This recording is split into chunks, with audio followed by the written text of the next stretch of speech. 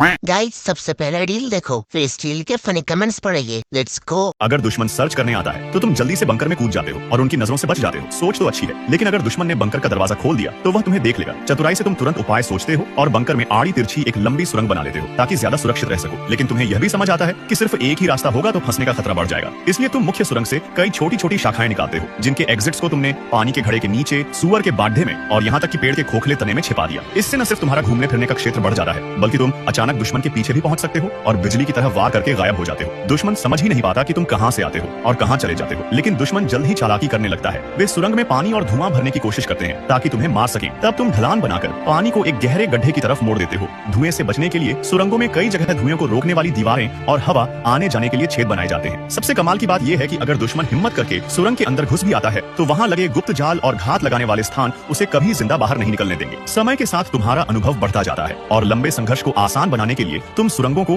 और चौड़ा और गहरा बनाते हो। मुख्य सुरंग अब एक हाईवे जैसी लगती है, जिसकी छोटी छोटी शाखाएं गांव के अलग अलग घरों तक जाती हैं। तुमने कई गुप्त कमरे भी खोदे हैं जहां अनाज, हथियार, बारूद रखा जा सके। एक रसोई घर, आराम करने की जगह, अस्पताल जैसा कमरा और निगरानी के लिए खिड़कियां भी बनाई गई है। यानी अब यह सिर्फ सैनिकों के लिए हमला करने की जगह नहीं रही, बल्कि गाँव वालों के लिए भी सुरक्षित स्थान बन गई है, जहाँ वे दुश्मन की तलाश और बमबारी से बच सकते हैं। बधाई हो, तुमने द टनल वॉरफेयर का आविष्कार कर लिया है। आइए देखते हैं, मजा आएगा। सुरंग खुद तैयार कर रहा है और बधाई मुझे दे रहा है। थैंक्स। अरे भाई, तूने तो नीचे पूरा गांव बना डाला। इतने तेजस्वी लोग हैं हमारे पास। भाई, ऊपर वाली जगह बेची तो नीचे वाला जमीन हमारी होगी या उसकी? आप कहाँ थे ज्ञानी बाबा? बचपन से ही पता था, मैं एक इंजीनियर हूँ। इसे बनाते बनाते मैं खुद निपट जाऊंगी। अरे दादा रे।